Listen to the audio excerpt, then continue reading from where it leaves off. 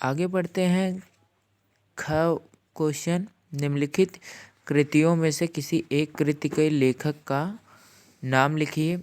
इसमें से 4 कृतियों का नाम लिखा गया है। चिंतामणि, अजातशत्रु, खून के छींटे, पैरों पर पंख बांध कर। किसी एक राइटर का नाम लिखना है आपको 1 नंबर। और ग वाले क्वेश्चन में संस्मरण लेखक का नाम किसी एक का लिखना है, उसे आप लिख लेंगे। कलम का सिपाही किसे कहा जाता है? बाबू गुलाब राय को।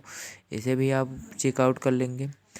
और गद्य साहित्य का विविध रूपों में विकास किस काल में हुआ था? इसमें आपको सन को लिखना है। आधुनिक काल की 2 विशेषताएं का उल्लेख कीजिए। प्रगतिवादी को विशेषताएं का उल्लेख कीजिए। ये सब आप ज़रूर से ज़रूर पढ़ के जाइएगा, ये आ सकते हैं। रिपीटेड क्वेश्चन है इसलिए कह रहे हैं। आगे बढ़ लेते हैं। ग वाले क्वेश्चन में आपको तो ये तो आता ही होगा। ये एक मित्र पाठ से लिया गया है, जो कि आपके फर्स्ट पार्ट का है, जिसके राइटर हैं आचार्य रामचंद्र शुक्ल। ठीक है, इसे आप नीचे पढ़े गए देख लीजिए। उपयुक्त गद्यांश का संदर्भ लिखिए। आप इसे संदर्भ अच्छे से लिखेंगे। नहीं आता होगा, इसका भी वीडियो आपको प्लेलिस्ट में मिल जाएगा। रेखांतिक अंशों की व्याख्या की, जितने तक लेयर पारी गई हैं इनको आपको व्याख्या करना है। और इसमें सच्ची मित्रता की तुलना की गई है, इसे आप बताइए। चाहे आप उसे करिए चाहे आप इसे, जो भी काव्य में आपको आता रहे कि ये वाला पार्ट हमें याद है, इसके राइटर याद है, ये आप चाहे लिख लीजिए चाहे क वाला लिख लीजिए। क वाला तो ज़्यादा पूछता है, वो इम्पॉर्टेंट है। ये भी इम्पॉर्टेंट है, आप देख लीजिएगा। चौथे वाले क्वेश्चन में आ जाते हैं। इसमें भी किसी एक का संदर्भ सहित व्याख्या करना है 6 नंबर में। अब तो शायद 10 नंबर में आता है, आप इसे ज़रूर ही चेकआउट कर लेंगे।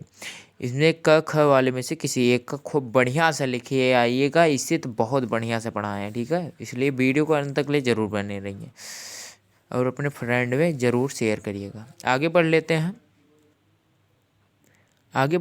5 वाले क्वेश्चन में किसी एक का जीवन परिचय लिखना है। बहुत ही इंपॉर्टेंट है। 3 की तीनों आप पढ़ के जाइए, किसी न किसी एक का आता है आप। और आचार्य रामचंद्र शुक्ल का भी याद करके जाइएगा। ये सब आने वाले क्वेश्चन है। इसमें आपको 3 नंबर को दिया है। अब आने वाले समय में आपको 5 से 6 नंबर का जीवन परिचय आएगा, इसलिए आप इसे तीनों को जरूर देख लीजिएगा। नीचे तुलसीदास, सूरदास, सुमित्रा नंदन पंत, बिहारी लाल, ये 4-5 लोग, मैथिली महादेवी वर्मा, ये सब आने वाले जीवन परिचय हैं। इसे आप जरूर पढ़ के जाइएगा। 6 वाले क्वेश्चन में देख लेते हैं। संदर्भ सहित अनुवाद करना है। ये तो बहुत ही इंपॉर्टेंट है, आप इसे ज़रूर करके जाना। ये बहुत ही इंपॉर्टेंट है, इसे तो आना फिक्स है, ठीक है। ये वाराणसी पाठ से लिया गया है। आप इसे ज़रूर अच्छे से पढ़ के पढ़ाए होंगे, आप देख लीजिए। नहीं तो नीचे और एक दिया गया है इसे तो, जो हाथी कमल के पुष्प को सुबह वो सूर्य के प्रकाश में निकलता है, भौरा उसके अंदर बंद रहता है, तो हाथी आता है उसे तोड़ देता है। इसकी व्याख्या है।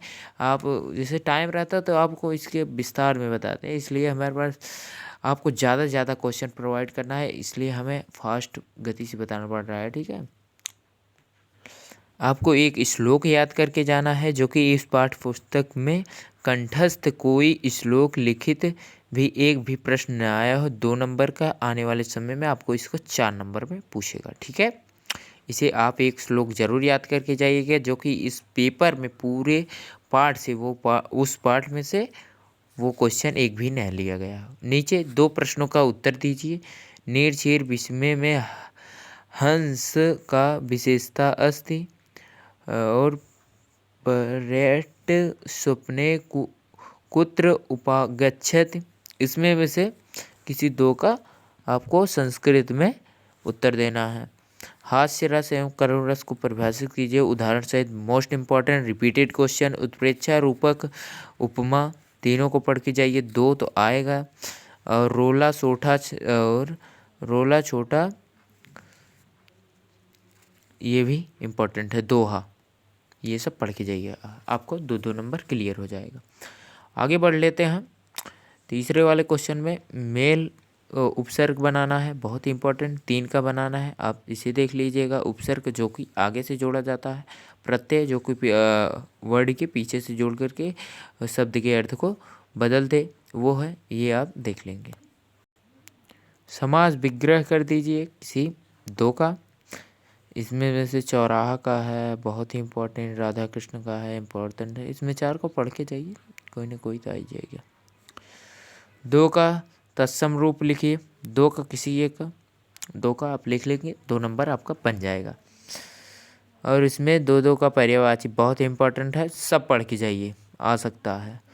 संध, संधि एवं संधि का नाम लिखिए, किन्हीं दो में से संधि कीजिए, मतलब इसे संधि विच्छेद दिया गया है, इसको आपको बनना है। प्रतिधन एक का प्रत्येक होगा, सुधन आगतम स्वागतम होगा, गंगाधर उद्गम मतलब गंगा उद्गम होगा, ऐसे है।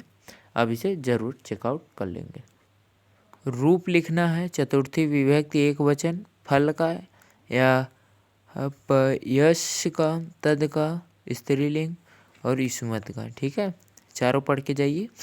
इसमें चतुर्थी विभक्ति पूछा गया है, अधर्म पंचमी षष्टमी ऐसे पूछ सकता है, ठीक है। और धातु लकार पुरुष वचन, इसमें आपको बताना है। और घ वाले क्वेश्चन में किन्हीं 2 वाक्यों का संस्कृत में अनुवाद कीजिए, आप इसे पढ़ लेंगे। आगे पढ़ लेते हैं।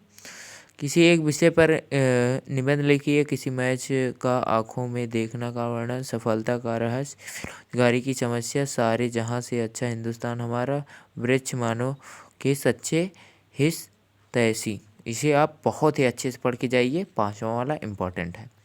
आगे 3 नंबर में पूछा गया है, इसे आप जरूर से ज़रूर खंड काव्य को करके जाना। कणखंड काव्य आता है हर बार, जो कि यहाँ पर है। कणखंड काव्य के नायक का चरित्र चित्रण कीजिए और दिया गया है एक कणखंड काव्य के कथा वस्तु संक्षेप में लिखिए। आप इसे इतना ज़रूर करके जाइएगा।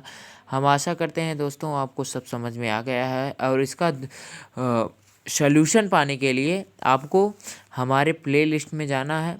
हमारे चैनल के नाम को केयर